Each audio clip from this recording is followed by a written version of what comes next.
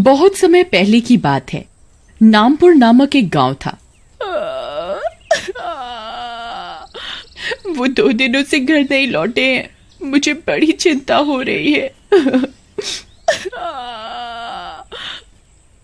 हे भगवान कमला, अब तुम्हारा पति भी। पता नहीं किसकी नजर लग गई है इस गांव को। एक एक करके रोज कोई ना कोई आदमी गायब हो रहा है।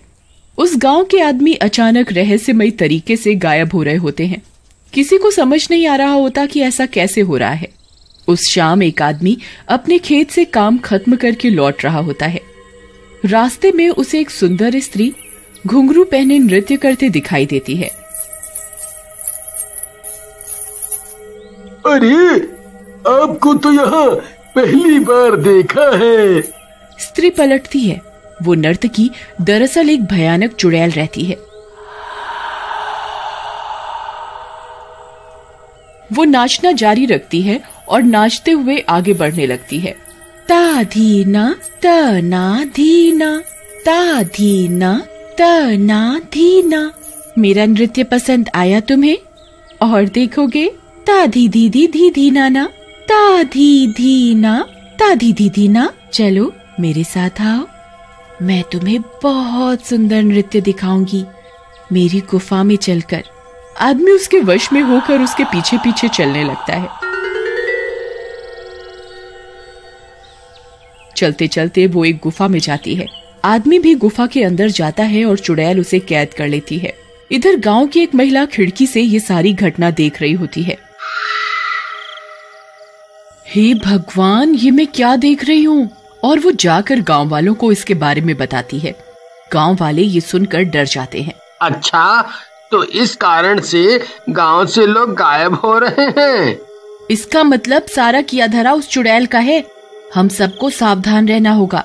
एक गांववासी के घर पर वो कहीं निकलने की तैयारी में होता है। उसकी पत्नी उसे तैयार होते देखकर कहती है, आप इतनी रात को कहाँ जा रहे हैं? एक जरूरी काम से कुछ देर के लिए बाहर जा रहा हूँ। उस चुड़ैल ने आतंक मचाया हुआ है। आपने सुना नहीं है क्या?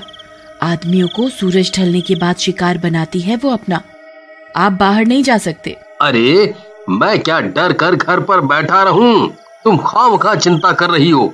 हटो, जाने दो मुझे। पति के निकलकर कुछ दूर जाते ही उसे चुड़ैल दिखाई देती है। वो उल्टी तरफ भागने की कोशिश करता है। अरे, भागता कहाँ है? तुझे तो मैं अपने साथ अपनी गुफा में लेकर जाऊंगी। चुड़ैल उसके सामने अचानक आती है और नाचने लगती है।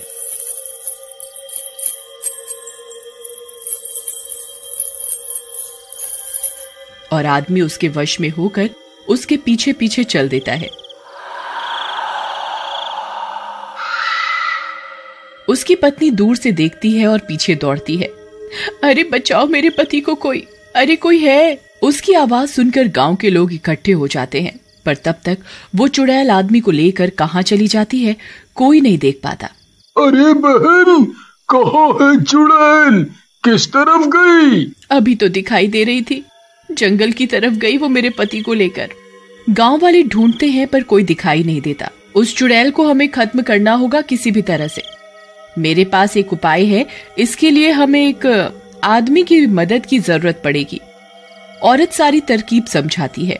उस रात योजना के अनुसार वो औरत कुएं के पीछे छिपकर चुड़ैल के आने का इंतजार करती है और एक आदमी कुएं के पास जानबूझकर गाने गुनगुनाते हुए टहलता है। अरे पल पल न माने टिंकू जिया, अरे टिंकू जिया, अरे मेरा जिया, आज इश्क का मंजन चखूंगा पिया। पास में ही कहीं से चुड़ैल को आदमी के गाने की आवाज सुनाई देती है। अरे वाह, मिल गया अगला शिकार। मैं जाकर देखूं तो कौन है जो अपनी आफत को खुद गुनगुना कर पुकार रहा है। चुड़ैल उसके सामने आकर नाचने लगती है और तभी कुएं के पीछे छिपी औरत भुतहा आवाज में हंसती है।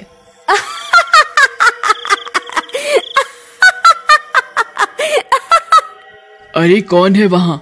कोई और चुड़ैल है क्या कुएं में? चुड़ैल जाकर कुएं में झांकती है। इतने में पास के पेड़ के पीछे छिपी औरत उसे कुएं में धक्का देती है। हमने कर दिखाया, हमने उसे आखिर मार ही डाला। हाँ, पर हमारे पति किधर हैं? इतने में कुछ दूर से आवाज आती है। आखिरकार उस चुड़ैल के चुंगल से हम आजाद हो ही गए। उस घटना के कुछ महीने गुजर जाते हैं। फिर एक दिन पूनम नाम की एक लड़की उस कुएं से पानी निकाल रही होती है। तभी उसे बाल्टी में कुछ दिखता है। अरे, ये बाल्टी में क्या है? ये तो कोई पोटली लगती है। ये यहाँ कैसे आई? वो पोटली को थोड़ा सा खोलकर झांकती है। उसमें कुछ चमकता हुआ दिखता है। वो उसे पूरा खोलती है। उसमें से सुंदर से घुंघरू निकलते हैं। अरे वाह, कितने सुंदर घुंघरू हैं।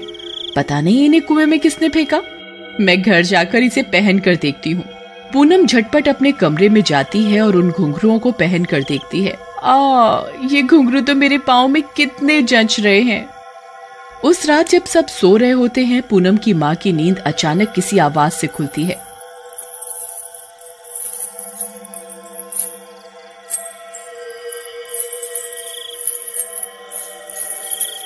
अरे, ये इतनी रात में घुंघरुओं की आवाज कहाँ से आ रही है? न जाने इतनी रात में भला नृत्य कौन कर रहा है। ठहरो, ये आवाज तो हमारे ही आंगन से आ रही है। मैं जाकर देखती हूँ। पूनम की माँ घर के आंगन में जाती हैं। वो जो देखती हैं उसे देखकर हैरान रह जाती हैं। पूनम आंगन में घुंघरू पहनकर नृत्य कर रही होती है। उसके अंदर वो नर्तकी चुड़ैल वास कर चुकी होती है। उसके बाल बिखरे हुए और पैर उल्टे रहते हैं। जैसे ही पूनम की माँ उसे आवाज लगाती है, वो गायब हो जाती है। अजी सुनते हैं, जल्दी यहाँ आइए, देखिए तो पूनम। उसके पापा आवाज सुनकर जल्दी से आंगन में आते हैं और घबरा कर पूछते हैं, अरे क्या हुआ? पूनम अभी वहाँ पर थी। वहाँ तो कोई नहीं है। पूनम वहाँ इतनी रात गए क्यों जाएगी? वो अपने कमरे में होगी। मैं जाकर देखता हूँ। उसके पापा पूनम के कमरे में जाकर देखते हैं। पूनम वहाँ नहीं होती और वो भी डर जाते हैं। पता नहीं कहाँ गई वो, चलिए हम उसे ढूंढते हैं। उसके मम्मी पापा उसे बहुत ढूंढते हैं पर वो नहीं मिलती। देखते देखते सुबह हो जाती है। सुबह को पूनम की माँ देखती है कि पूनम अपने कमरे में सो रही है। उसकी माँ उसके पास जाने की हिम्मत नहीं कर पाती।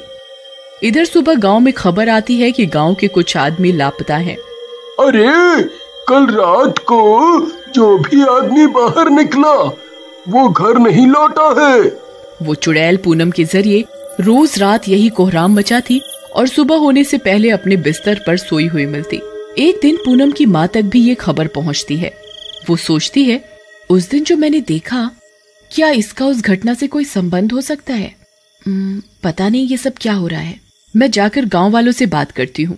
पूनम की माँ जाकर गांव वालों से रात की पूरी घटना के बारे में बताती है।